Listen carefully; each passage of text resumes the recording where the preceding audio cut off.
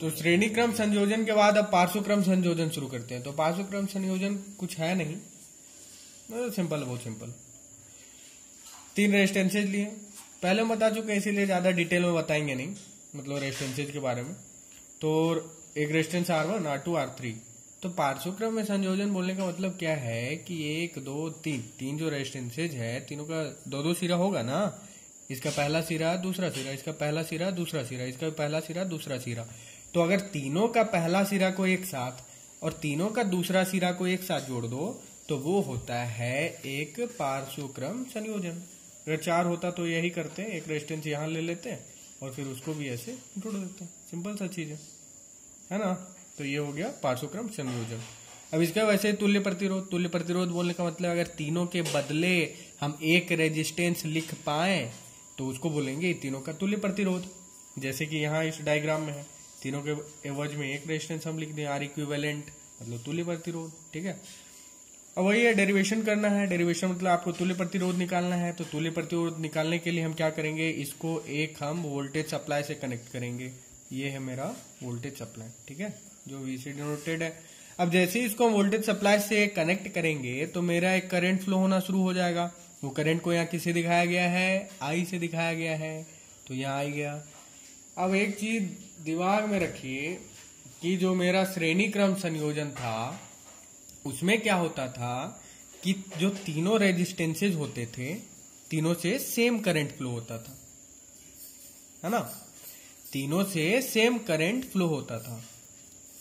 और पार्श्व क्रम में क्या होता है कि जो तीनों रेजिस्टेंसेज है, तीनों के अक्रॉस का जो विभवांतर है, मतलब जो 2 सिरों के बीच का विभवांतर है, वो सेम होता है। और वो कितना होता है, जितना हम सप्लाई कनेक्ट किए हैं, मतलब जो बैटरी सप्लाई है वो कनेक्ट किए हैं।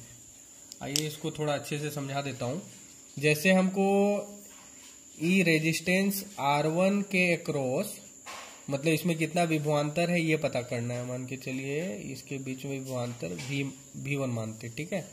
तो V1 कितना होगा वो पता करना है। तो इसका ये एंड देखिए किससे जुड़ा हुआ है, यहाँ से जुड़ा हुआ है। ये कहाँ से जुड़ा हुआ है, यहाँ से जुड़ा हुआ है, मतलब यहाँ से जुड़ा हुआ है, बैटरी के पॉजिटिव साइड से जुड़ा हुआ है। इसका ये एंड किससे जुड़ा हुआ है, यहाँ से फाइनली ये इसका नेगेटिव साइड से जुड़ा हुआ है। तो यहाँ जितना वोल्टेज होगा वही वोल्टेज यहाँ भी होगा। तो यहाँ कितना वोल्टेज है, V है, तो यहाँ भी वोल्टेज V होगा। वैसे देखिए इसका भी वही है, एंड इससे ये एंड इससे, तो इसके अक्रॉस वोल्टेज V होगा, यहाँ भी वोल्टेज V होगा। तो तीनों का विभवांतर सेम होगा और वो कितना होगा, V होगा। तो पार्श्व क्रम संयोजन का सबसे अच्छी बात यही है कि जो तीनों रेजिस्टेंसेज हैं, मतलब जो रेजिस्टेंसेज हैं, उनके सिरों के बीच विभवांतर बराबर होता है। और कितना होता है, जितना हम यहाँ पे वोल्टेज देते हैं, जो सप्लाई वोल्टेज देते हैं, ठीक है। अब आर इक्विवेलेंट का कैलकुलेशन करते हैं। तो उसके लिए हमको ओम का नियम याद कीजिए।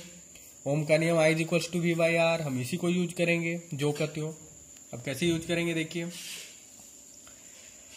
अब एक चीज है, जब हम इसको सप्लाई से कनेक्ट किए थे तो ये करंट I फ्लो होना शुरू हुआ था इस पॉइंट में फोकस कीजिए। यहाँ करंट I जा रहा है, पर यहां से देखिए 3 ब्रांच है। एक ब्रांच ये है, एक ब्रांच ये है और एक ब्रांच ये है। 3 ब्रांच है। तो यही करंट 3 भाग में बट जाएगा। तो यही करंट 3 भाग में बट के, एक में I1 जा रहा है, एक में I2 जा रहा है, एक में I3 जा रहा है। मान लेते हैं कुछ कुछ करंट होगा, तो अभी नाम देते हैं ये I1 है, ये I2 है और ये I3 है। यही करंट जा रहा है ना। मतलब हम सिंपली लिखेंगे जो I है वही 3 भाग में बट रहा है, मतलब ये तीनों करंट को जोड़ दे तो इसके बराबर आ जाएगा।